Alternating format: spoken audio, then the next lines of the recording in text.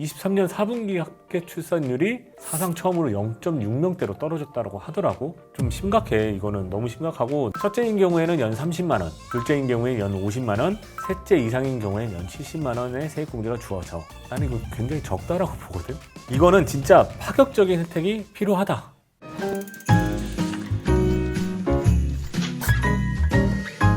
형 너무 축하해요. 애기 태어났죠 얼마 전에. 우리 귀염둥이 애기가 얼마 전에 태어났어. 너무 귀여워 진짜. 너무 귀여울 것 같아요. 저도 빨리 보고 싶어요. 내가 나중에 좀 크면은 촬영장에 한번 데리고 올게. 방해가 될지 모르겠다 근데 우리 애기는 이제 너무 귀엽고 이제 나와줘서 너무 고맙고 감사한데, 요즘에는 우리나라의 저출산 문제가 엄청 심각하잖아. 아마 이거는 너뿐만이 아니라 많은 사람들이 기사로 보고 들었을 것 같아. 최근에 또 찾아보니까 23년 4분기 합계 출산율이 사상 처음으로 0.6명대로 떨어졌다고 하더라고. 좀 심각해. 이거는 너무 심각하고, 나도 이제 아빠 같은 입장으로서는 마음이 좀 너무 안 좋더라고.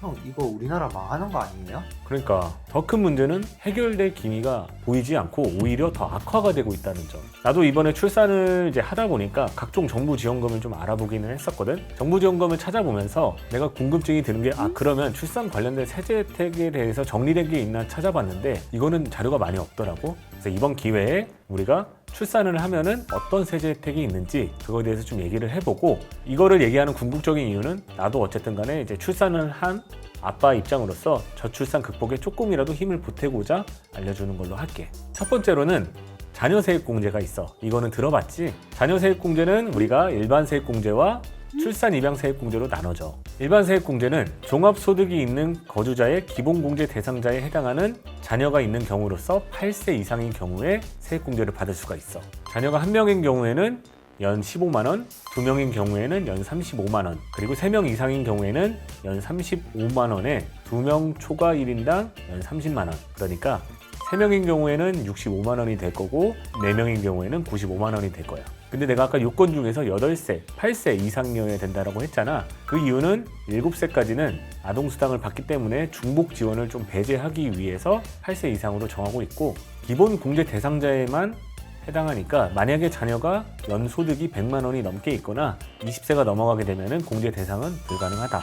그리고 일반 공제 말고 출산 입양 세액 공제도 있어. 출산 입양 세액 공제는 해당 과세 기간에 출산 또는 입양한 경우에 세액 공제가 주어지고, 첫째인 경우에는 연 30만 원, 둘째인 경우에 연 50만 원, 셋째 이상인 경우에는 연 70만 원의 세액 공제가 주어져. 자, 근데 나는 이거 굉장히 적다라고 보거든. 자녀를 출산을 했는데 연 30만 원 세액 공제를 주는 게 과연 많다고 볼 수 있을까? 30만 원 누구 코에 붙이죠? 그러니까 누구 코에 붙여 30만 원. 왜 우리가 저번에 촬영할 때 내가 여러 가지 세제 혜택들을 막 알려줬었잖아. 창업을 했을 때는 막 연 100% 감면해주고 50% 감면해주고, 고용을 하면은 뭐 1,400만 원 세액 공제, 1,500만 원 세액 공제 하는데, 아니 창업 고용보다 중요한 출산인데 연 30만 원? 난 이거 말도 안 된다고 생각해. 이거 조금 우선순위가 출산보다 창업 고용이 더 중요하다는 건가요? 그러니까 출산이 있어야 창업도 있고 고용도 있는 건데, 이거는 진짜 파격적인 혜택이 필요하다.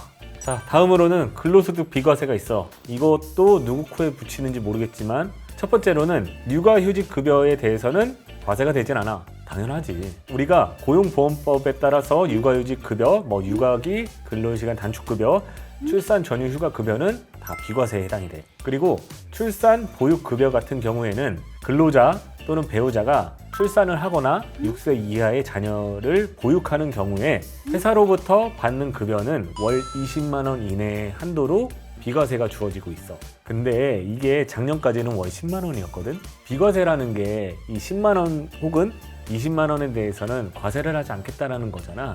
누구 코에 붙여? 20만 원. 나는 이것도 혜택이라고 하긴 하지만 더 큰 혜택이 필요하다라고 봐. 자, 다음은 출산 장려금 근로소득세 전액 비과세. 이거 엄청 핫했던 거야. 올해 2월 초에 부영그룹에서 저출산 극복하고 직원들의 출산 장려를 위해서 자녀 1인당 출산 장려금 1억 원을 지급해서 굉장히 화제가 됐었는데, 세부 내용을 보니까 21년 1월 이후 자녀를 출산한 직원 가족에게 총 70억 원의 출산 장려금을 지급하고, 향후 출산한 자녀에게도 1인당 1억 원을 지급했다라고 발표를 했었어. 이게 정부에서 해줘야 될 게 이제 기업에서 해주고 있네요. 내 말이 아이러니한 거지. 근데 이게 문제가 부영에서 지급한 출산 장려금이 과연 어떤 세금으로 과세가 되는지에 대해서 굉장히 핫했던 이슈가 있어. 일단은 이게 근로소득이다 혹은 증여세 과세 대상이다라고 나뉘었거든. 간단하게 근로소득과 그 증여세에 대해서 비교를 해보면은 우리가 근로소득으로 분류가 되면은 당연히 근로자 입장에서는 굉장히 높은 세율이 적용이 될 거야. 그리고 근로소득세뿐만이 아니라 4대 보험도 부과가 되겠지. 반대로 회사 입장에서는 근로소득, 즉 인건비이기 때문에 비용 처리가 가능하고 그리고 4대 보험도 회사도 부담이 될 거야. 근데 이걸 만약에 증여로 본다. 증여로 보면은 우리가 1억까지는 10%의 증여세율이 적용이 돼. 그러다 보니까 근로소득세보다는 좀 낮은 세율로 적용이 되겠지. 그리고 중요한 거는 또 4대 보험이 부과가 되진 않아. 반대로 회사 입장에서 증여세인 경우에는 좀 불리해. 왜냐면은 비용 처리가 안 되거든. 증여세로 지급을 하면. 부영은 일단은 법인세 비용 처리를 포기하더라도 직원들의 실수령을 높이기 위해서 증여 방식을 채택을 했어. 그래서 증여세 신고를 한 걸로 알고 있거든. 근데 이와 관련해서 이거 근로소득이 아니냐라는 이슈가 발생을 했고, 만약에 근로소득으로 볼 경우에는 최소 2천만 원 이상의 세금을 부담을 해야 되는 상황이 발생을 하게 됐거든. 그러다 보니까 여론이 굉장히 싸늘했지. 근데 기재부 세제실에서 이 권한에 대한 결정에 대한 키를 갖고 있는데, 회사가 직원에게 주는 모든 금품은 명분이 무엇이든 근로소득에 해당한다라고 언급을 했었어. 그 말인즉슨 이거는 근로소득에 해당한다라는 거지. 최종적으로 정부는 출산 후 2년 내에 받는 출산장려금 최대 2회까지는 전액에 대해서 자녀 수와 상관없이 근로소득 비과세된다는 파격적인 결정을 내렸어. 그래서 이제 올 하반기에 소득세법 개정안을 제출할 예정이고, 근데 이게 또 악용될 소지가 있잖아. 그래서 특수관계인에게 지급하는 출산장려금은 제외한다 라는 이제 발표를 했었어. 자, 다음은 출산증여재산공제. 이것도 굉장히 핫했던 규정이지. 2024년도에 신설이 됐었고, 기존에 우리가 부모님으로부터 증여를 받으면은 5천만 원까지는 공제가 돼서 증여세가 안 나왔거든. 여기에 플러스 알파로 출산하는 경우 혹은 혼인하는 경우에는 더 공제가 되게끔 개정이 됐었어. 일단은 출산증여재산공제는 거주자가 직계존속, 즉 부모님 또는 할머님으로부터 자녀의 출생일로부터 2년 이내 증여를 받는 경우에는 1억 원을 더 공제받을 수가 있어. 혼인증여재산공제도 마찬가지야. 거주자가 직계존속으로부터 혼인일 전후 2년 이내 증여받는 경우에는 마찬가지로 추가로 1억 원을 더 공제받을 수가 있다. 그래서 통합공제 한도는 혼인공제와 출산공제를 합치면은 총 1억 5천만 원의 증여재산공제를 받을 수가 있다. 이 출산증여재산공제라는 것 자체가 어느 정도 자기가 재산이 있어야지 효과를 받는 거예요. 그렇지. 일단은 부모님 내지 직계 존속이 줄 수 있어야만 효과를 받을 수가 있는 거지. 자, 그리고 다음으로는 개인이 아닌 사업주가 받는, 즉 회사가 받는 혜택이거든. 통합고용세액공제 중 육아휴직 복귀자에 대한 추가 공제. 이 혜택은 내가 전에 영상에서도 얘기를 했었는데, 직전 연도에 비해서 상시 근로자가 증가하면 세액공제를 받는다라고 얘기를 했었거든. 근데 여기서 추가 공제를 더 주어지고 있어. 자, 추가 공제는 뭐냐? 회사가 육아휴직 복귀자가 있으면은 더 공제를 해주겠다는 뜻이거든. 근데 마찬가지로 상시 근로자 수가 증가를 해야만 추가 공제를 받을 수가 있어. 세액공제는 중소기업 복귀자 1인당 1,300만 원이고 중견기업 같은 경우에는 900만 원의 세액공제가 주어지고 있다. 근데 육아휴직 복귀자의 요건이 있어. 일단은 해당 기업에서 1년 이상 근무를 했었어야 돼. 그리고 육아휴직 기간이 연속해서 6개월 이상이어야 되고, 마지막으로는 해당 기업의 최대 주주, 개인사업자 같은 경우에는 대표자, 특수관계가 없는 직원이어야만 가능하다. 자, 근데 사후관리가 존재를 해. 사후관리는 육아휴직 복직일로부터 2년이 지나기 전에 근로관계를 종료하는 경우에는 그 전에 받았던 공제 금액을 다시 추징하는 규정이 있다. 그리고 이제 많은 아빠들이 아마 관심 갖는 자동차 취득세 경감.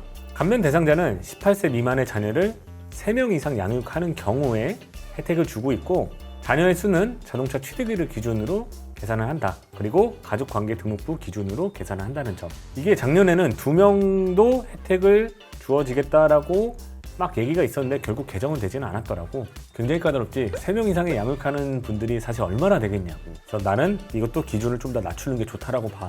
감면 대상 자동차는 일단은 첫 번째로는 종류별 기준이 있어.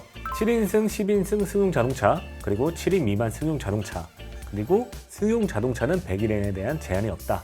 그리고 15인승 이상의 승합 자동차, 1톤 이하의 화물 자동차, 배기량 250cc 이하의 이륜 자동차 등록 기준은 24년 12월 31일까지 취득하는 자동차 한 대에 대해서 취득세 감면이 주어지고 가구별 한 대다 보니까 이미 감면을 받고 있다고 하면은 추가 취득하는 자동차에 대해서는 감면이 불가능하다. 근데 내가 지금 감면을 받고 있는데 그 다음 이제 차를 바꿀 수도 있잖아. 바꾸는 차량에 대해서 감면을 다시 받으려면은 새로 취득을 한 다음에 취득한 날로부터 60일 이내에 기존에 감면받았던 자동차를 말소 등록하거나 이전 등록을 좀 해야 돼.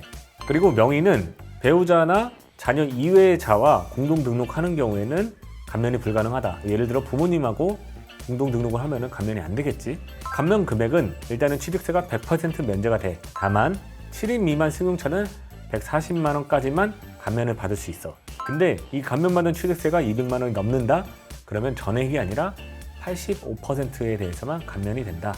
자, 이것도 사후관리가 존재를 해. 자동차 등록일로부터 1년 이내에 부득이한 사유 없이 소유권을 이전하게 되는 경우에는 기존에 받았던 취득세를 추징한다. 지금까지 내가 한 6가지 세제 혜택을 말을 해줬는데 이게 직접적인 출산과 관련된 세제 혜택도 있었고 직접적이지 않지만 조금 비슷한 간접적인 세제 혜택이 있었어. 잠깐만요. 형, 이렇게 끝나면 되는 거예요? 지금 6개밖에 아직 안 알려주셨어요. 아, 더 있냐고? 네. 내가 알아본 바로는 이게 다야. 끝. 에이, 설마요. 그러니까 나도 이게 하면서 너무 좀 열받았어. 그래서 아까 내가 얘기했던 파격적인 혜택이 지금 필요하다. 그 파격적인 혜택이 계속 개정이 되고 있고 집행이 되고 있지만 나는 그 더 활성화돼서 개정이 돼야 된다. 이렇게 좀 판단을 해. 자, 출산을 하신 모든 부모님들 화이팅 하시고요. 저도 육아 한번 화이팅 해보도록 하겠습니다. 모든 엄마 아빠들 화이팅!